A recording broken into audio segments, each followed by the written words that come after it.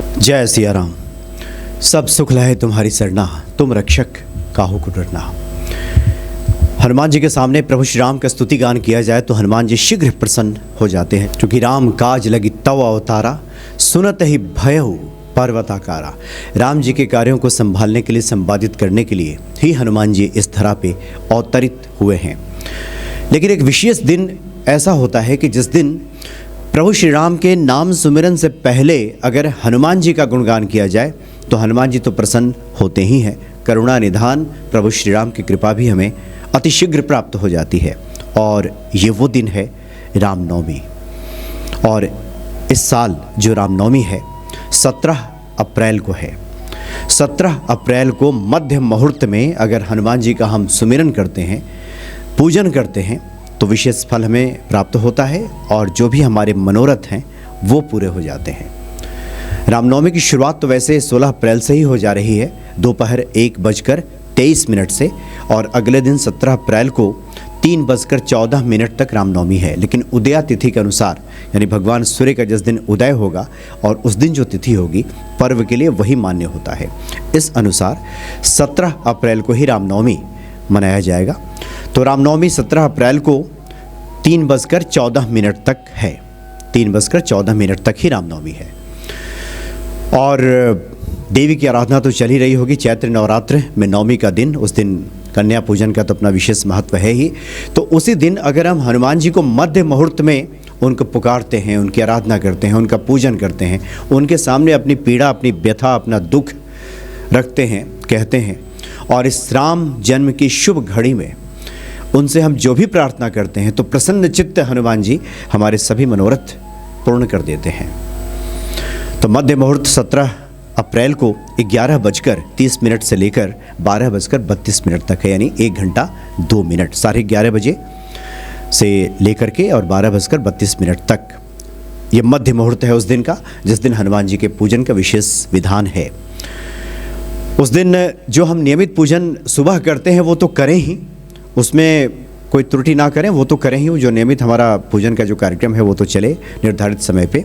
लेकिन इस दिन विशेष पूजन के लिए 11:30 से लेकर 12:32 का समय हम निर्धारित करें, उसके लिए कुछ तैयारी कर लें। जहाँ भी राम दरबार हमने स्थापित किया है, जो भी हमारा पूजा कक्ष है, पूजा गृह है, जहाँ हनुमान जी किसी न किसी रूप में विराजमान हैं, या चित्र के रूप में या विग्रह के रूप में, वहाँ पे हम बैठ जाएं। लाल फूल, घी का दीपक और चोला की सामग्री और मिष्टान वगैरह, और ख़ास करके रोट वगैरह जो आटे और उसमें गुड़ को मिला करके जो तैयार किया जाता है वो हम वहाँ पे रख लें। और उसके बाद हनुमान जी के पूजन के लिए बैठ जाएं।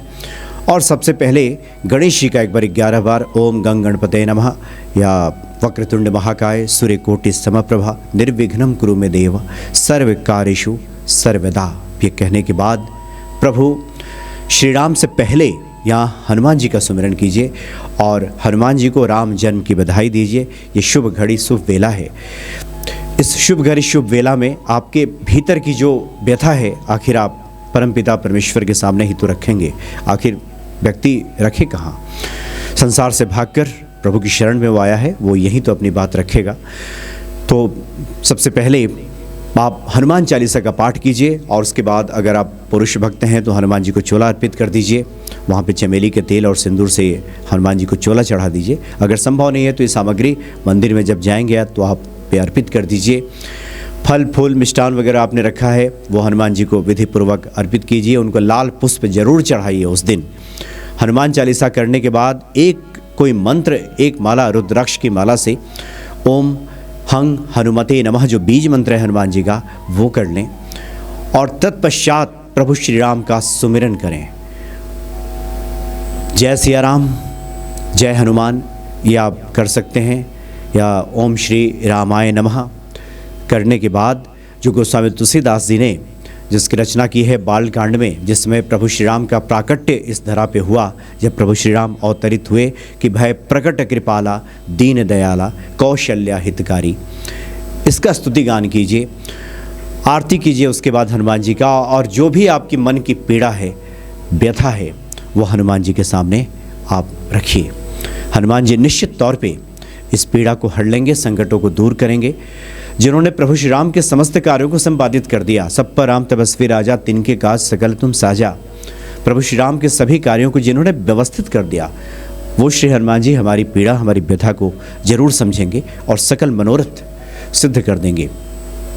वैसे भी राम और हनुमान में कोई भेद नहीं है। जो राम है वही हनुमान है, जो हनुमान है वही राम है। आप हनुमान जी का सुमिरन कीजिए, प्रभु श्री राम को प्रसन्नता प्राप्त होती है। आप प्रभु श्री राम का गुणगान कीजिए, राम कथा सुनबे को रसिया। राम कथा सुनने के रसिया तो हनुमान जी हैं, वो प्रसन्न हो जाते हैं। प्रभु श्री राम भगवान शिव की पूजा करते हैं और भगवान शिव आँख मूंद कर जिनका निरंतर ध्यान करते हैं वो प्रभु श्री राम हैं। इसलिए दोनों में कोई भेद नहीं है। लेकिन रामनवमी के मौके पर अगर हम हनुमान जी का पहले सुमिरन करते हैं, उसके बाद प्रभु श्री राम से प्रार्थना करते हैं, तो राम जी स्वयं कहते हैं कि हनुमान जी तो हमें भरत के समान प्रिय भाई हैं। हनुमान जी के प्रति तो मेरा प्रेम लक्ष्मण से भी दूना है। और हनुमान जी तो ऐसे हैं जिनसे हम उड़िन नहीं हो सकते, जिनका ऋण हम कभी चुका नहीं सकते। ऐसा जो प्रभु श्री राम कहते हैं, ऐसे हनुमान जी का पहले अगर हम सुमिरन करेंगे और जो भी हमारी पीड़ा है, मनोरथ है, हनुमान जी के सामने रखेंगे तो कृपा निधान, करुणा निधान प्रभु श्री राम की कृपा तो हमें प्राप्त होगी ही होगी। हनुमान जी जो परम दयालु हैं, अतिशीघ्र कृपा करेंगे और हमारे मनोरथ सिद्ध कर देंगे। तो ये विशेष दिन है, इसका लाभ हमें जरूर उठाना चाहिए। और वैसे भी इस दिन जो महावीरी ध्वज निकालने की बहुत पहले से परंपरा है, प्रथा है, विजय पताका जिसको कहते हैं। हर घर में महावीरी ध्वज लगाया जाता है, हनुमान जी का, महावीर जी का ये ध्वज, ये झंडा लगाया जाता है।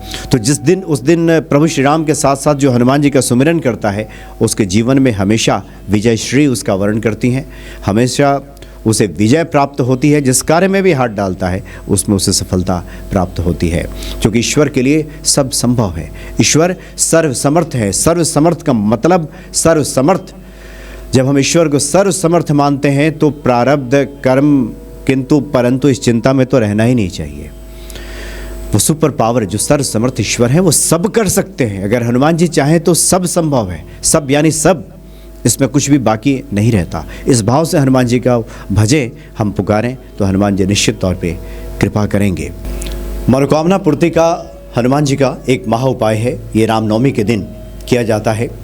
इस दिन आप सुबह ताज़ा सफ़ेद आक, जिसको अकाव कहते हैं, उसके 108 पत्ते आपको लाना है और गंगा जल से शुद्ध करने के बाद इस पर गाय की घी और सिंदूर मिला करके अनामिका उंगली से इस पे राम राम सभी पत्तों पर लिखना है। और उसके बाद लाल कलावे में एक माला बांध करके, उस पत्तों की माला तैयार करके और फिर श्री हनुमान जी के गले में अर्पित कर दें।